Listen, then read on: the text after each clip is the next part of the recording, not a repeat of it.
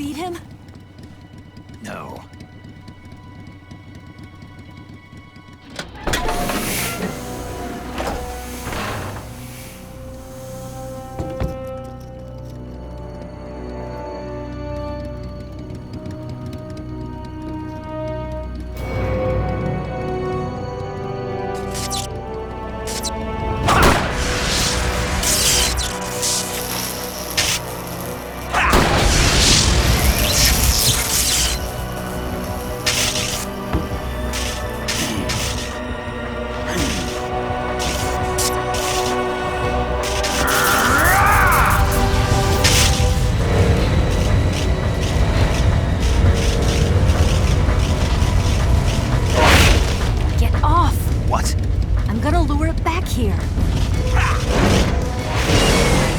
Yourself as bait? Are you insane? I'm used to this guy. I know how to handle him.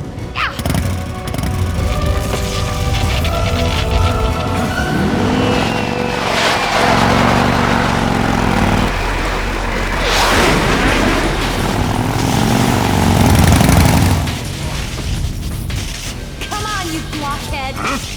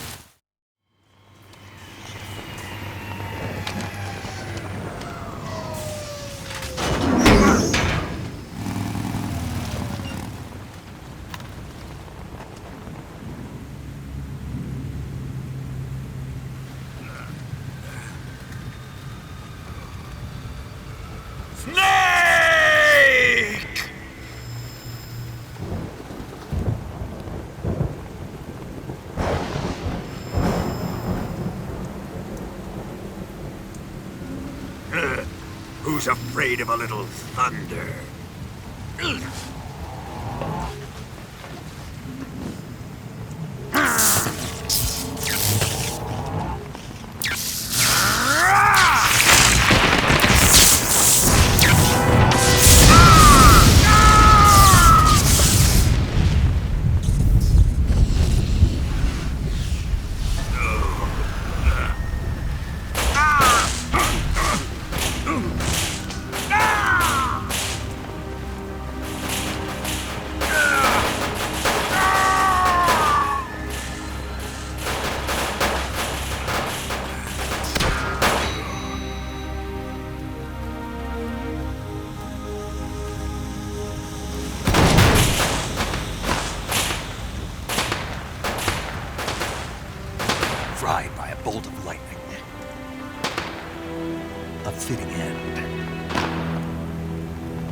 It's finally over.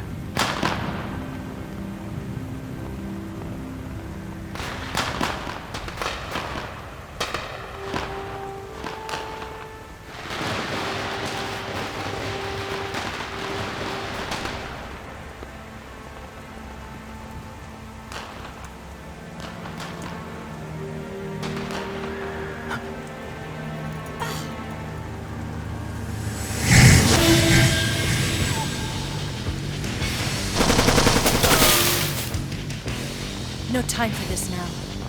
The escape craft is just up ahead.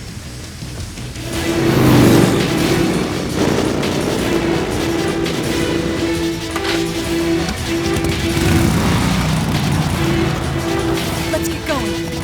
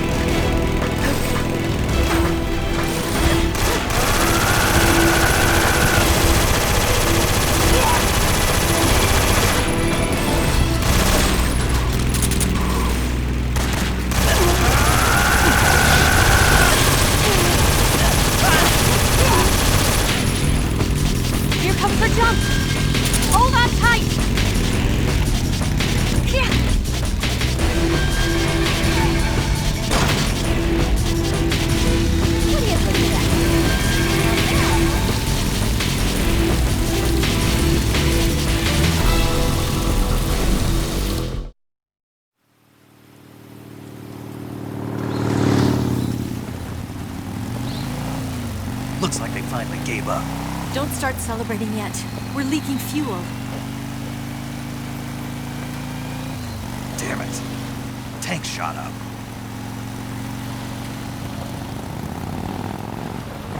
Crap.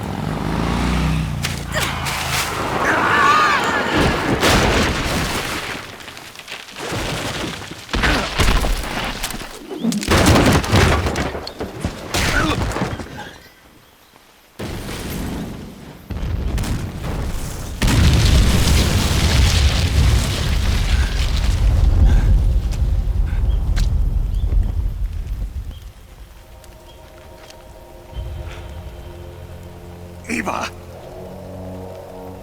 I'm over here.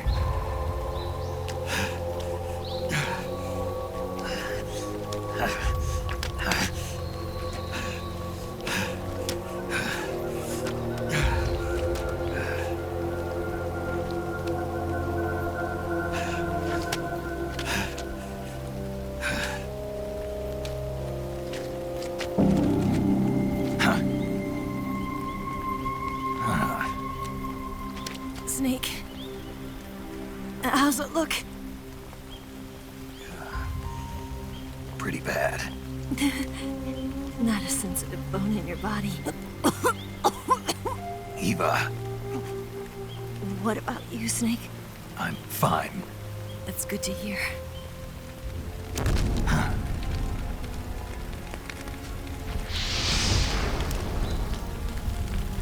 We have to get away from here, Eva. Let's go. Leave me. Eva! The boss is waiting for you. You have to go. Give me a gun. No, we're getting out of here. We're still far away from the lake. I'll never make it. I can't believe this. Uh-huh. I never thought I'd see you act this weak. What do you mean? Listen to me, Eva. We're doing this together. No, you... Eva, I need you.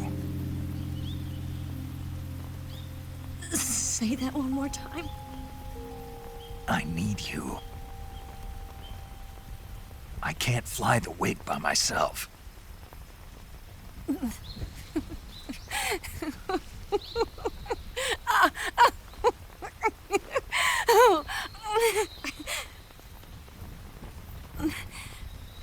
All right, then. I guess I'd better help you out.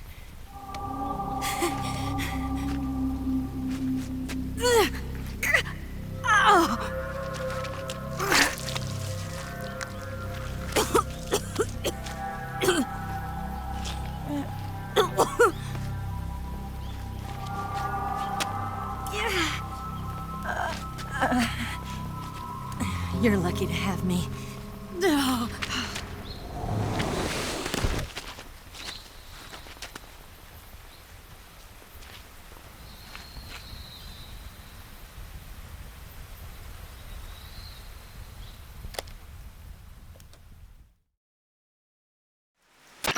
Snake, can you hear me? Paramedic, thank God. Eva's been seriously hurt. So have you. Luckily, I think her organs are all intact, but... Calm down, Snake. Calm down. You'll both be fine as long as you get the proper emergency treatment. But you're the only one who can do this. Understand? So you've got to calm down. Right. Okay. Okay. Now let's open up the survival viewer and treat the injury. Do you have supplies with you? I'm running kind of short. Then by switching the survival viewer over to Eva, you can treat her wounds too. Now get to work. Oh, and Snake, I'm pretty sure you know this already, but if you don't have enough supplies for the both of you, your wounds come first. Huh? Do you get my meaning, Snake? You've still got a mission to complete. Yeah. I know what I have to do. Snake? Like this.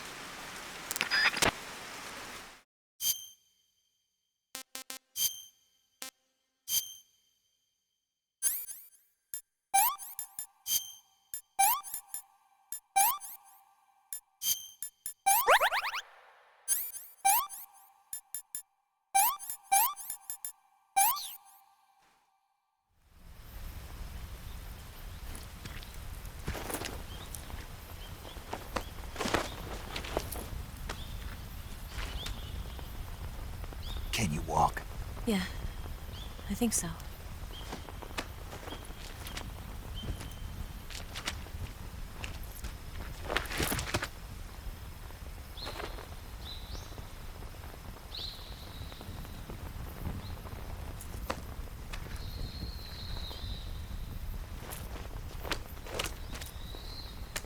Here.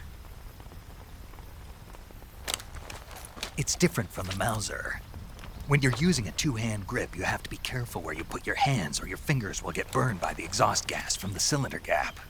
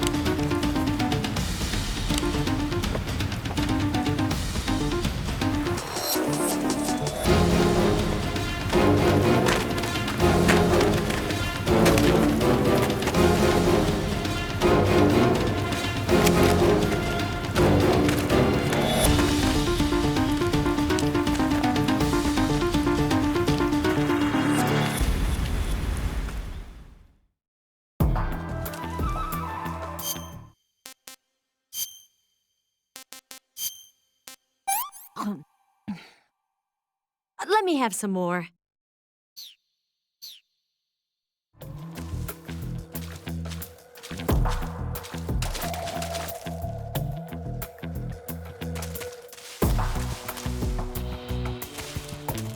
Got hostiles. Did you see something? Watch I out! see him. We've got company.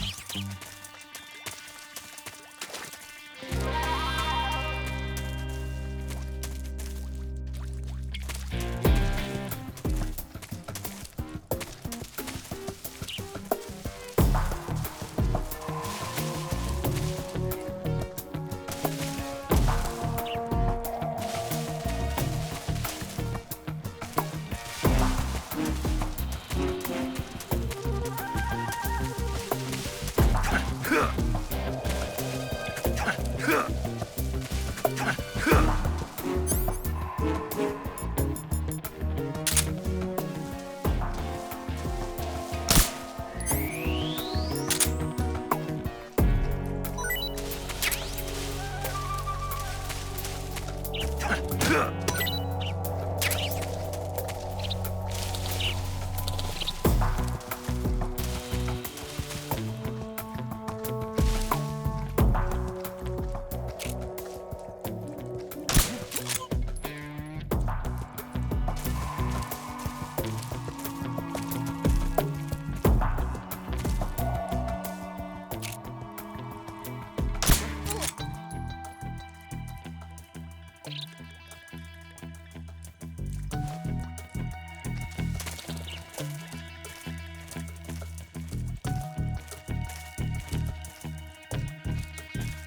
tired.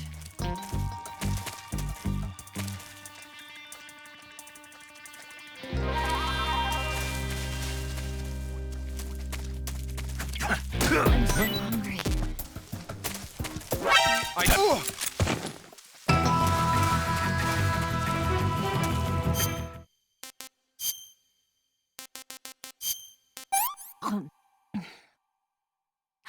Can I have seconds? This tastes like crap.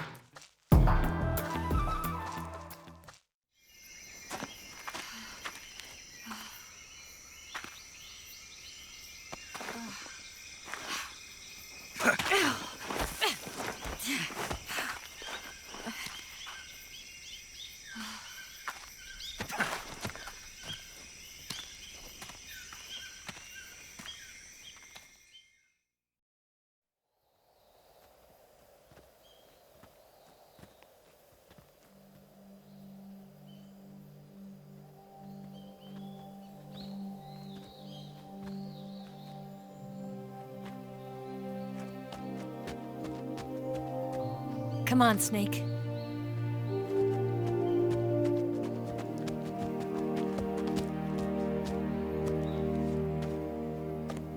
We made it. We made it. Over there.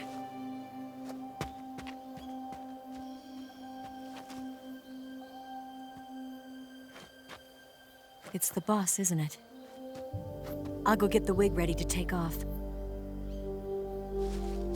Right. I'll leave you two alone.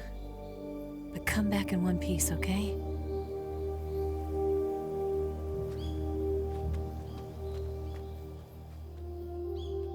Promise me!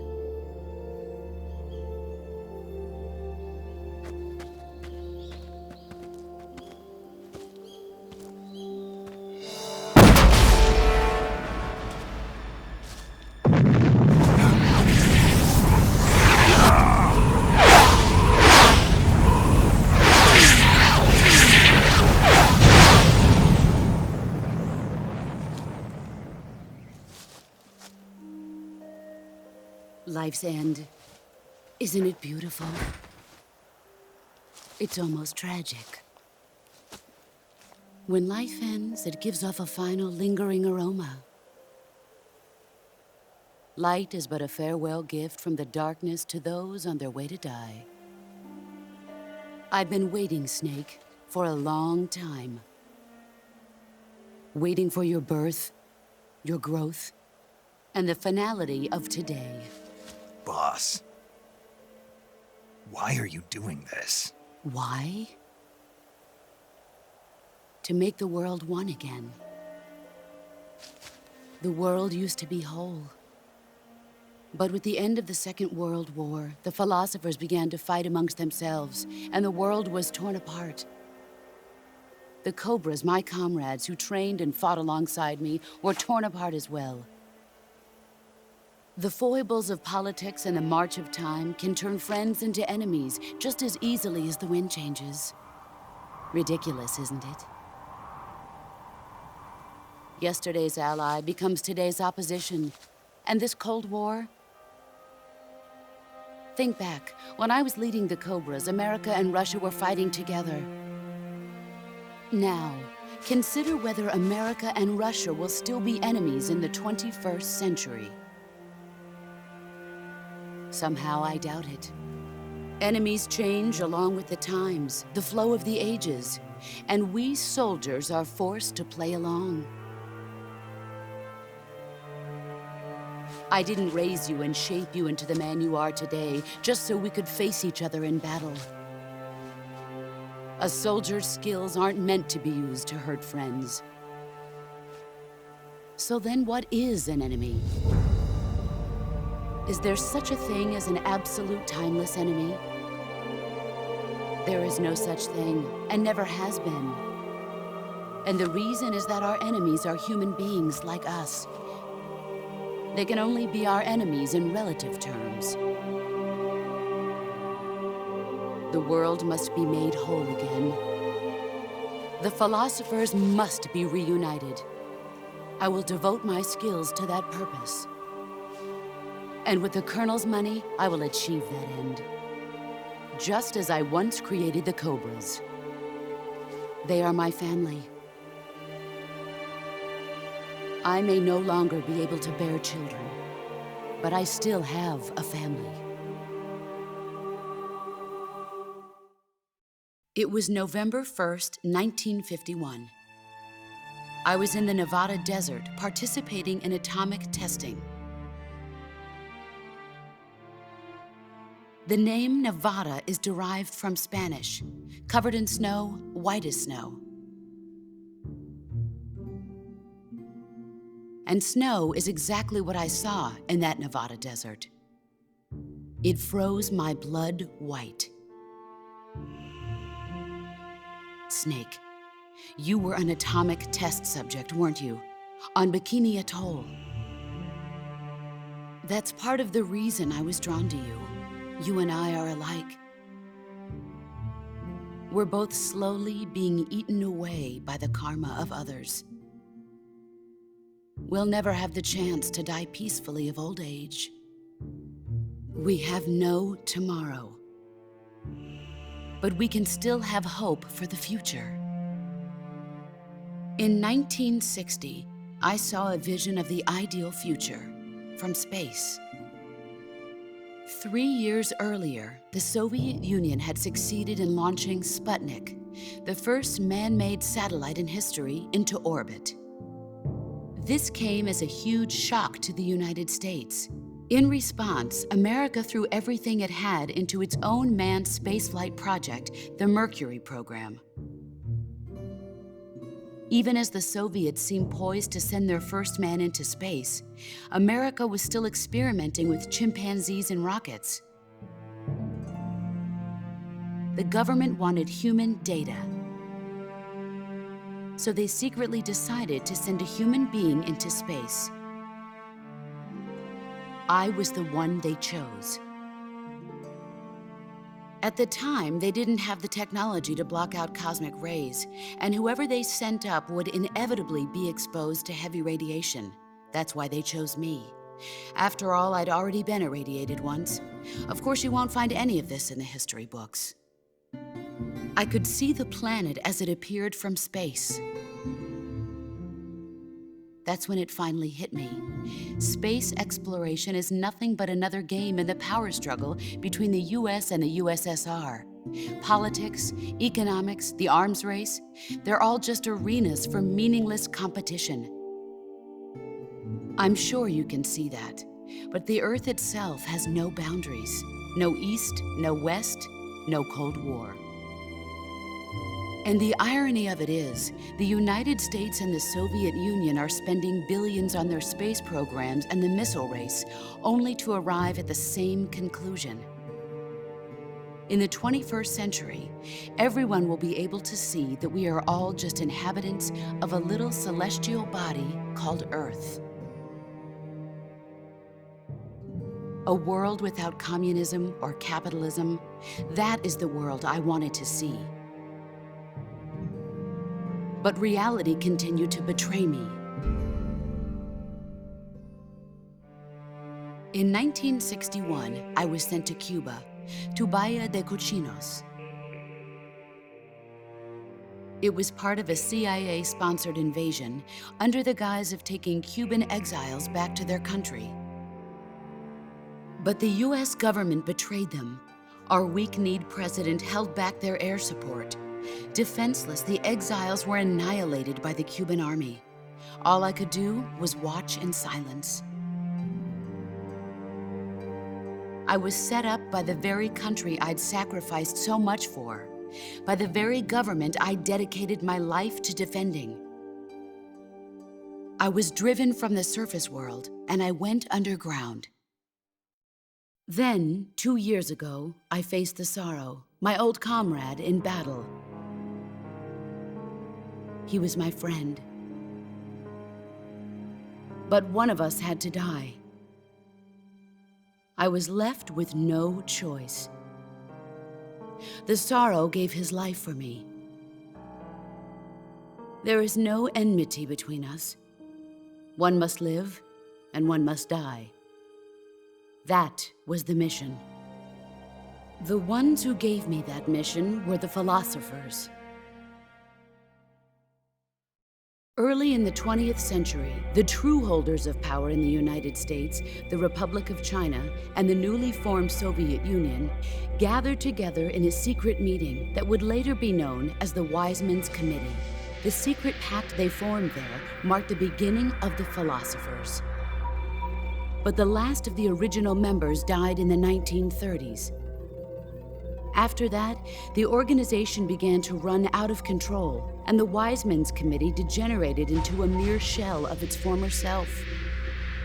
The philosophers of today have no sense of good or evil. Their influence extends to countries and organizations involved in every aspect of every war. They have become war itself. That's how they operate. The sacrifices of war cause a shift in the times. This shift leads to renewed conflict, and in turn triggers the next war.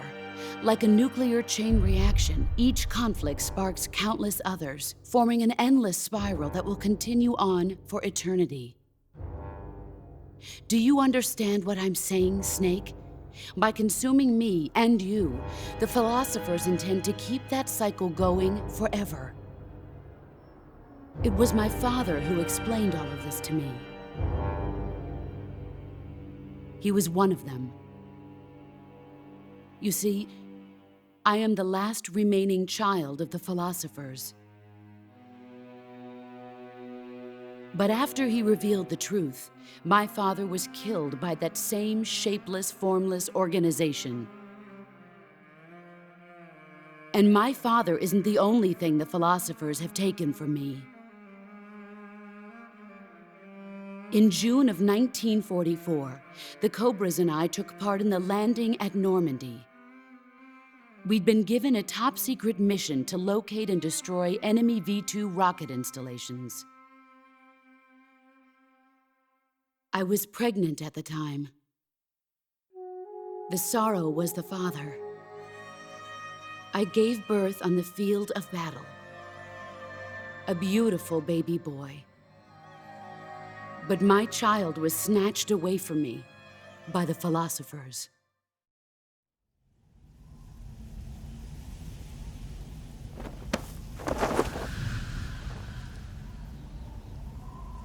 Look at this scar. This is proof that I was once a mother. I gave up my body and my child for my country. There is nothing left inside me now. Nothing at all. No hatred, not even regret. And yet sometimes at night, I can still feel the pain creeping up inside me, slithering through my body like a snake.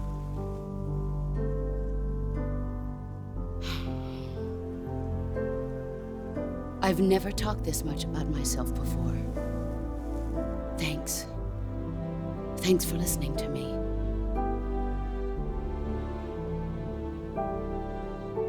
feel content. Snake, commence the operation. I raised you. I loved you. I've given you weapons, taught you techniques, endowed you with knowledge. There is nothing more for me to give you. All that's left for you to take is my life, by your own hand. One must die, and one must live. No victory, no defeat. The survivor will carry on the fight. It is our destiny. The one who survives will inherit the title of boss. And the one who inherits the title of boss will face an existence of endless battle. I'll give you 10 minutes. In 10 minutes, MiGs will come and bomb the hell out of this place. If you can beat me in less than 10 minutes, you'll be able to escape in time. Let's make this the greatest 10 minutes of our lives, Jack. Boss? You're a soldier. Finish your mission. Prove your loyalty. Face me.